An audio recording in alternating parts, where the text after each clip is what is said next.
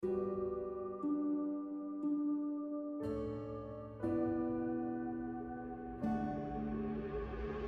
often talk about the men of Israel and their strength that the Most High Yah will place upon some of them in the last days. But the Most High Yah also blessed the daughters of Zion with a type of strength that is unmatched, which is the power of spiritual discernment when she is operating under her God-given role according to Yah's righteousness. 1 Samuel chapter 25 and verse 2. And there was a man in Mon whose possessions were in Carmel, and the man was very great, and he had 3,000 sheep and 1,000 goats, and he was shearing his sheep in Carmel. Verse 3. Now the name of the man was Nabal, and the name of his wife Abigail, and she was a woman of good understanding, and of a beautiful countenance. But the man was churlish and evil in his doings, and he was of the house of Caleb. 1 Samuel chapter 25 verse 5. And David sent out 10 young men, and David said unto the young men, Get you up to Carmel, and go to Nabal, and greet him in my name. Verse 9. And when David's young men came, they spake to Nabal according to all those words in the name of David, and ceased. Verse 10. And Nabal answered David's servants and said, Who is David, and who is the son of Jesse? There be many servants nowadays that break away every man from his master.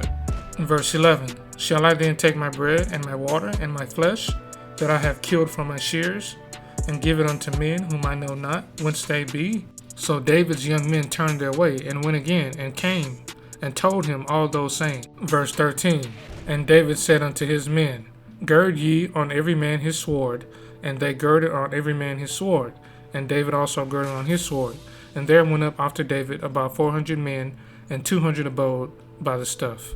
And so let's jump to verse 23. And when Abigail saw David, she hasted, and lighted off the ass, and fell before David on her face, and bowed herself to the ground. Verse 24. And fell at his feet, and said, Upon me, my Lord, upon me let this iniquity be, and let thine handmaid, I pray thee, speak in thine audience, and hear the words of thine handmaid. Verse 25. Let not my Lord, I pray thee, regard this man of Belial, even Nabal, for as his name is, so is he. Nabal is his name, and folly is with him. But I, thy handmaid, saw not the young men of my Lord, whom thou didst send. Now you know you got to be pretty wicked if your own wife is calling you a son of Belial. Let's get the etymology definition of Belial. Belial. Let's go to 2 Corinthians chapter 6 and verse 15. What concord hath Yeshua with Belial? Or what part hath he that believeth with an infidel? Personified as the devil. Alternate spellings include Baal. So Belial is Baal, which is Satan.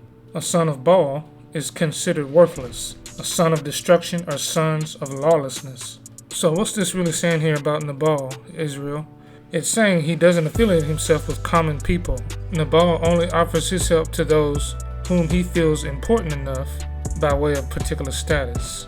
And remember, in verse 3, it says Nabal was churlish and evil in his doing, meaning he's always angry, rude, and disrespectful without cause. And he never tries to listen to wise counsel and thinks he knows everything. And verse 3 also said he sheared the sheep, and in doing so, he held back the price in an unjust balance, similar to Ananias and his wife Sapphira. Now let's jump up to verse 33. And blessed be thy advice, and blessed be thou, which hast kept me this day from coming to shed blood, and from avenging myself with mine own hand. Verse 41. And she arose, and bowed herself on her face to the earth, and said, Behold, let thine handmaid be a servant to wash the feet of the servants of my Lord. There is a reason why wisdom is likened unto a righteous woman. Proverbs chapter 2 and verse 2, so that thou incline thine ear unto wisdom, and apply thine heart to understanding. Proverbs chapter 8 and verse 11, for wisdom is better than rubies, and all the things that may be desired are not to be compared to it. The spiritual discernment that a righteous woman is equipped with is parallel to the power of persuasion that we as Israel have with the Most High. Let's explore this concept. Exodus chapter 32 and verse 9, and the Lord said unto Moses, I have seen this people, and behold, it is a stiff-necked people. Verse 10, now therefore let me alone, that my wrath may wax hot against them, and that I may consume them, and I will make of thee a great nation. Now let's explore a particular part of this verse where Yah is saying to Moses, "Let me alone." Yah is telling Moses to not interfere with what he is about to do to the children of Israel by way of his wrath and anger. An all-powerful being that does not even hear the prayers of certain people if they are not in spiritual alignment is telling Moses, do not interfere with what I am about to do. What type of relationship does Moses have with Yah that he is even able to intervene and dictate any of his decisions? Exodus chapter 32 and verse 11. And Moses besought the Lord his God, and said, Lord, why does thy wrath wax hot against thy people, which thou hast brought from out of the land of Egypt with great power, and with a mighty hand? Moses used a high level of wisdom and discernment to plead with Yah. This type of wisdom is parallel to the power of persuasion that the daughters of Zion have when used in a righteous manner. Numbers chapter 14 and verse 15. Now if thou shalt kill all this people as one man, then the nations which have heard the fame of thee will speak, saying. Verse 16. Because the Lord was not able to bring this people into the land which he sware unto them, therefore he had slain them in the wilderness. Numbers chapter 14 and verse 19. Pardon, I beseech thee, the iniquity of this people, according unto the greatness of thy mercy, and as thou hast forgiven this people from Egypt even until now. Verse 20. And the Lord said, I have pardoned according to thy word.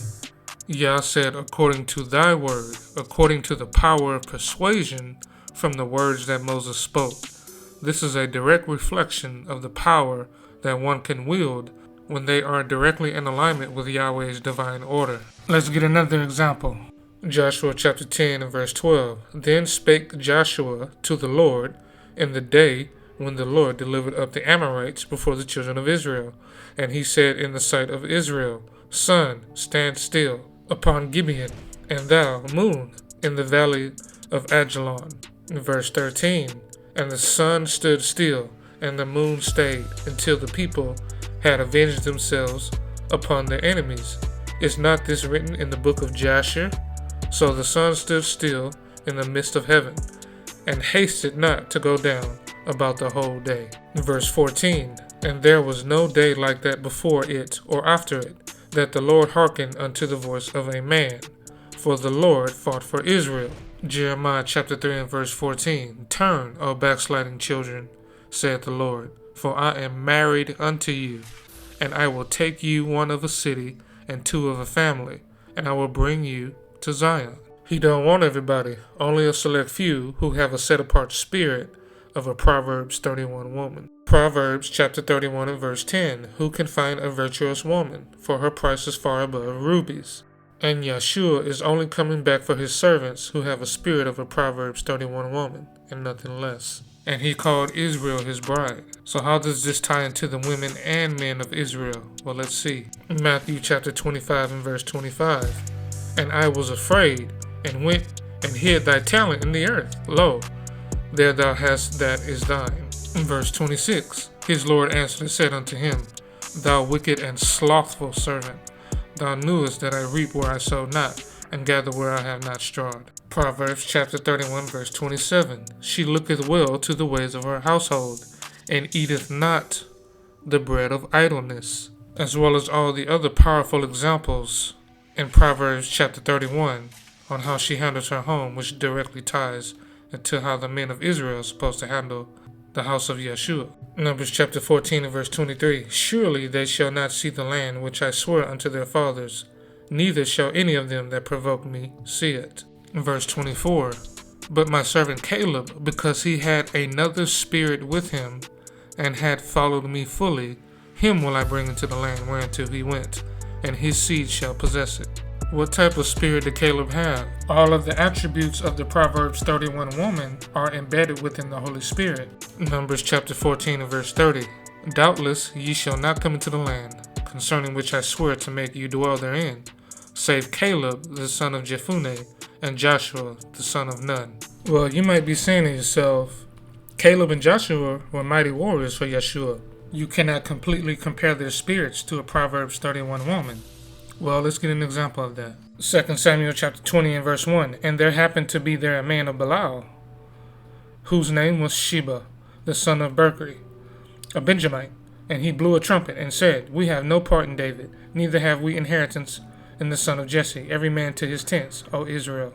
Let's jump up to verse 6. And David said unto Abishai, Now shall Sheba the son of Bichri do us more harm than did Absalom? Take thou thy Lord's servants, and pursue after him, lest he get him fenced cities, and escape us.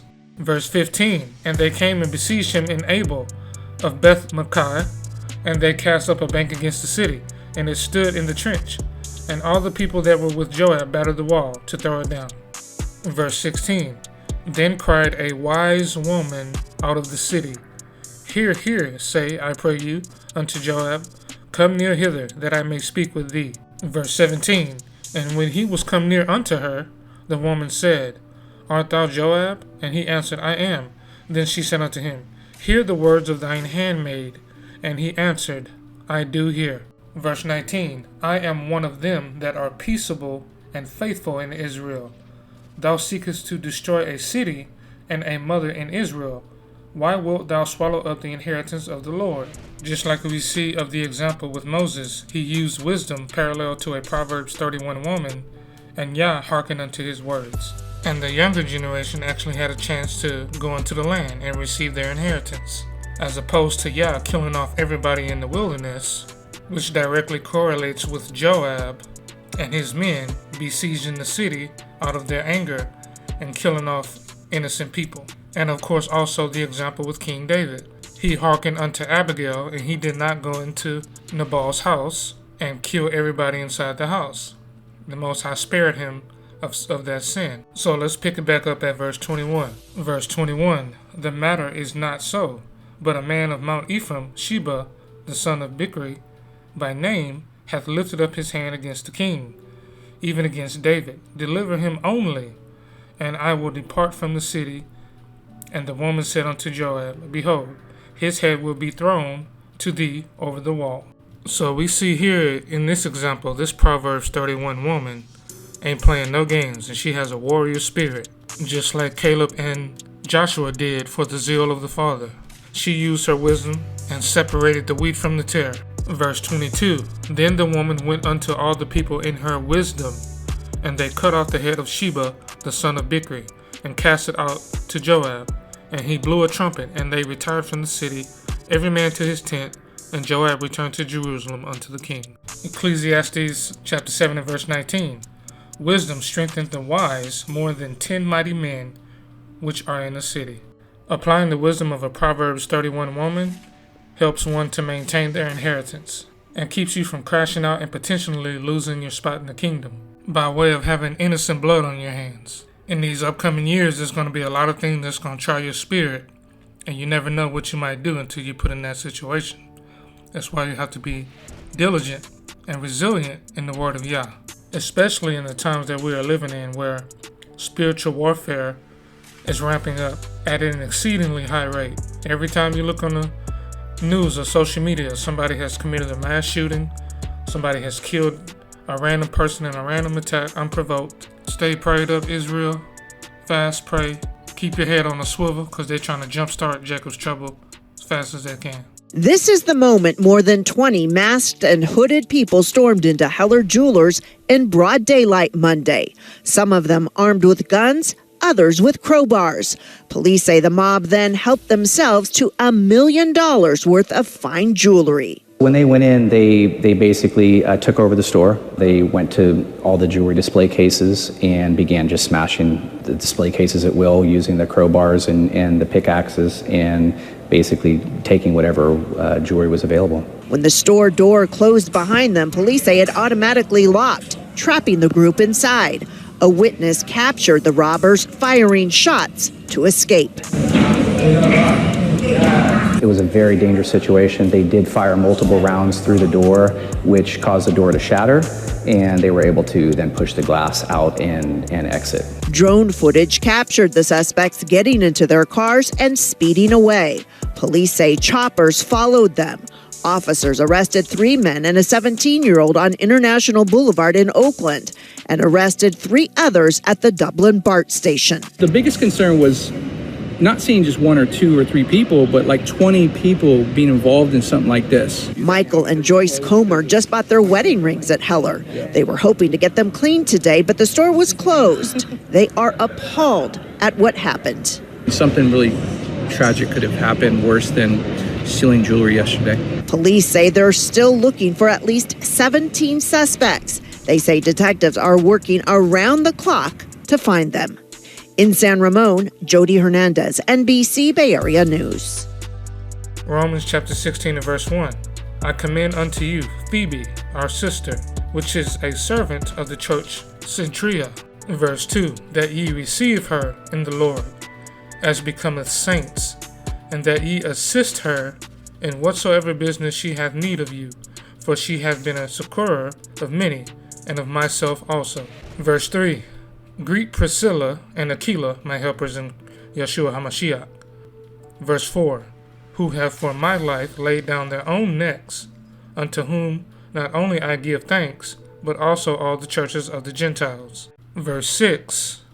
Greet Mary, who bestowed much labor unto us. Philippians chapter 4 and verse 3. And I entreat thee also, true yokefellow, help those women which labored with me in the gospel, with Clement also, and with other my fellow laborers, whose names are in the book of life.